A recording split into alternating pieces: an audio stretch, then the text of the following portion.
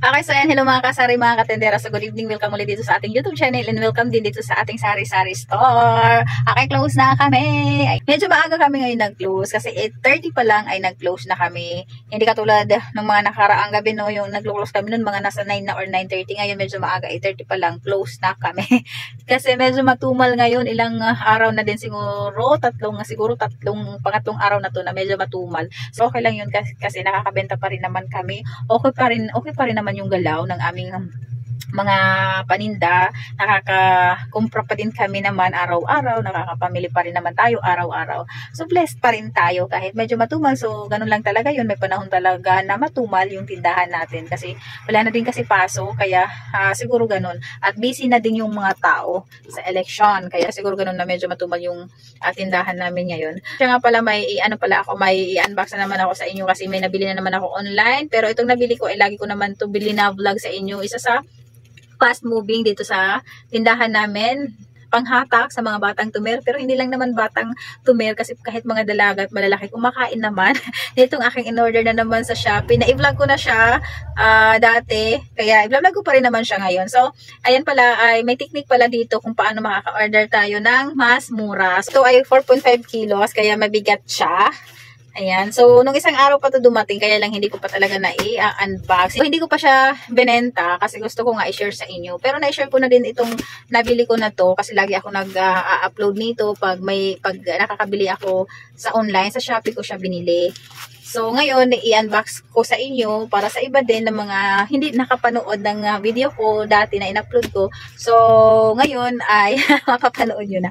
May technique pala dito pag order tayo sa mga online para tayo makakabili ng mas mura, makaka-discount tayo ng medyo mas malaki-laki. May technique pala siya. So, eto, tinatlo ko na kasi naka-free shipping ako. Inantay ko lang talaga siya na mag-free shipping kasi lagi ko chine-check itong items na to. Lagi ko siya chine-check sa online, sa Shopee kung malaki na ba yung discount or makaka-discount ba ako or makaka-free shipping ba ako. Nung mga nakaraan araw nung chine-check ko siya ay wala siyang free shipping, wala akong voucher, mahal siya. So, stop ko siya mag-order, ngayon, nung April 3 yata, di ko alam kung April 3 ko na-order yun. So, nag-try ulit ako.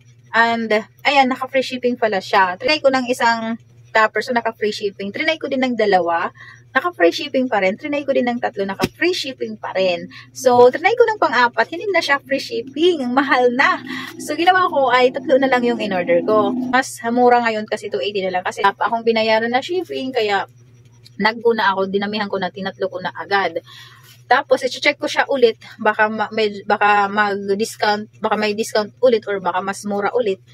So, order ulit ako pag mura. Pero kung mahal, hindi na ako mag-order. So, antayin ko na lang ulit na may mga voucher tapos free shipping. Yun ang technique ko sa Shopee pag nag-order ako para mas makamura ako. So, hindi ko siya agad-agad na place order. Try ko muna mag-check out kung magkano yung babayaran ko na shipping fee.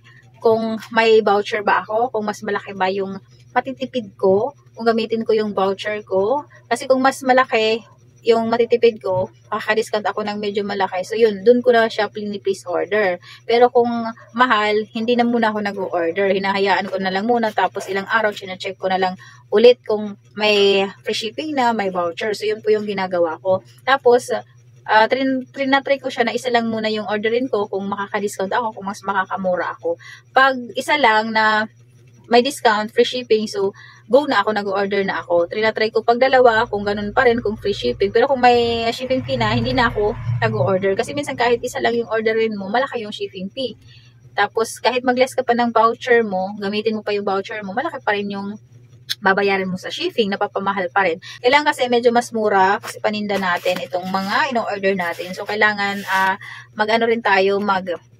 kailangan may mga technique kung paano tayo makakamura. So, sa ako, yun ang ginagawa ko, yun ang technique ko para mura ko siya na kukuha. So, pwede nyo gayahin yung mga ginagawa ko kung gusto nyo mag-order, tapos nagtitipid din kayo, gusto nyo makakuha ng mas mura. So, pwede nyo gayahin yung paisa-isa lang, try nyo ng paisa-isang order, check out nyo, pero check nyo yung shipping fee, huwag nyo lang i-place order. Kasi, pag i-place order nyo, ay sigurado, ma-order nyo na yun. So, pag kailangan hindi nyo i-click yung place order para ma-check nyo muna kung magkano yung babayaran nyo, kung mahal ba or kung mura, kung malaki ba yung discount. So, yun yung technique ko pag nag-order ako sa mga online. Pag mahal, hindi talaga ako mo-order. So, inaantay ko lang talaga na magkaroon ng mga voucher, ng mga free shipping. So, ngayon kasi naka-free shipping kahit tatlo. So, dinamihan ko na, tinatlo ko na. Baka kasi bumalik naman, baka kasi wala na naman free shipping, no? Hindi na naman tayo makakaabil ng free shipping. So, yun yung technique ko pag nag-order ako. So, pwede nyo na din gayahin kung mag-order din kayo para sa tindahan ninyo. Okay? So, ngayon, mag-unboxing. Tama na yung yaw-yawan. Ayan, unboxing na naman tayo. So, sobrang mabenta siya. Itong kinuha ko. Lagi ko ito ina-upload. Ayan. Kuha ako ng gunting, wait lang. So, sobrang mabenta to. Ayan, mabenta talaga to. Ayan. Ay, hindi nyo nakikita. Ay, harap naman mag-video. So, mabigat kasi siya. Kaya ganyan na lang. Ayan. Ito mo ba? Ayan. Sana hindi basag yung topper kasi last order ko ay basag yung topper. Hindi ko nagamit yung topper. Kasi basag. Nilalanggam pag basag.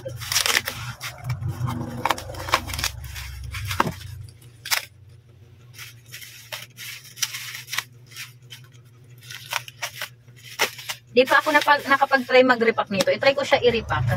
Yung repack na parang may bibili sa'yo na palinda din. Susubukan ko siya, bibilangin ko siya kung ilang piraso. Kasi hindi ko pa nabilang kung ilang piraso. Tapos try natin mag-repack. Parang gami. Kasi yung gami, diba? Nire-repack ko yun. Parang pinang-wholesale ko siya. Nilalagay ko sa mga plastic. Ano yun? May plastic na microwavable ba yun ng mga plastic. Tapos binibenta ko ng 50 pesos. Ito kaya. Hindi ko pa siya nasusubukan. Subukan ko siya gawin gaya. Saka hindi ko yun, ayan. Ito na siya.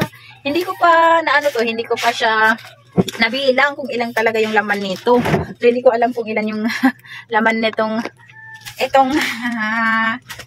in-order natin. Ito ay Gummy Rainbow. Ayan. So, sabihin ko na nga sa inyo. Pasuspense pa tayo. Ayan. Siguro yung mga lagi nanonood sa akin, alam na nila to eh. Lagi ko to ina-upload kasi sobrang mabenta siya dito sa store. Tapos may mga gamit pala ako dito, yung mga gami-gami, di ba? Kaya lang, isa na lang. Benta din sa akin yung mga gamit. Ito na siya. Sana hindi basag yung topper. Kasi nilalagam kasi ito eh. Pagbasag. Ay, yan. Check natin ang topper. Okay siya, hindi siya basag. Sana, ito na siya. Tatlo itong in-order ko. Try natin lahat. Kung hindi basag ang mga topper. So, pero maganda naman yung nila. Nakakarton pa yan. Check natin pangalawa kung hindi basag. Okay, maganda. Pangalawa. Ayan, dalawa. Ayan. Sana hindi basag. Hindi basag. Tatlo.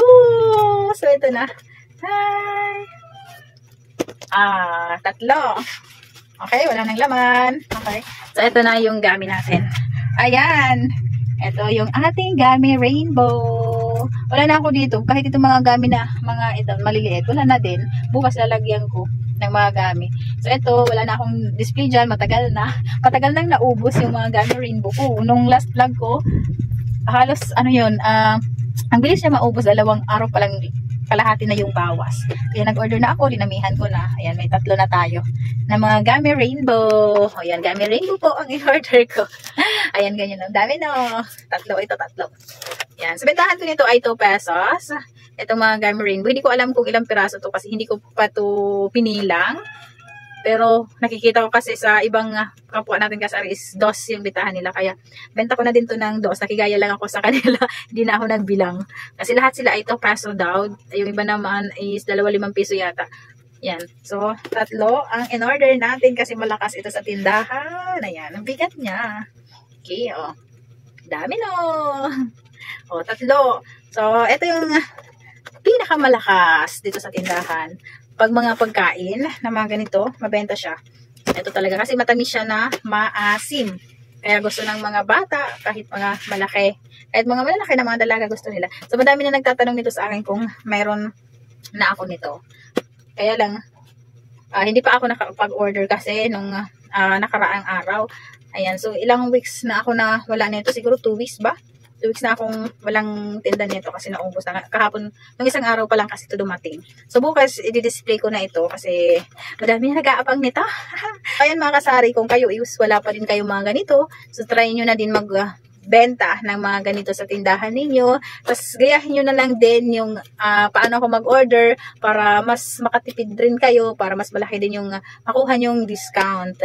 Ganon, gayahin nyo na lang kung paano ako mag-order. So, check nyo lagi yung free shipping, tapos gamitin nyo lagi yung mga voucher ninyo. Huwag kayo mag-place order hanggat hindi nyo nakikita kung magkano yung babayaran ninyo. Kasi syempre paninda natin to, kailangan may tubo tayo. Kailangan mura, kailangan maka-discount tayo ng malaki para hindi tayo lugi. No?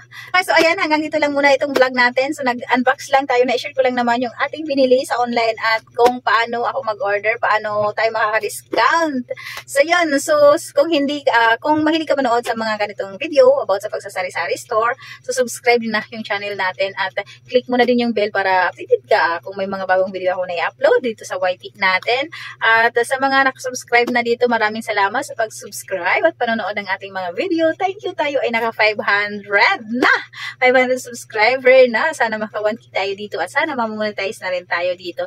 Ayan, tapusin niyo po yung video natin para makatulong rin po kayo sa watch hour natin. So, share nyo na rin at i-like ang ating video para mas madami pa yung makapanood at mag-subscribe sa atin. Maraming salamat. Hanggang dito na lang muna yung vlog ko. Mau pinagabi yung atanan mga waray. Bye-bye. Happy selling sa ating mga kapakasari and katendera. Bye-bye. See you sa next vlog. Bye-bye guys. Good night.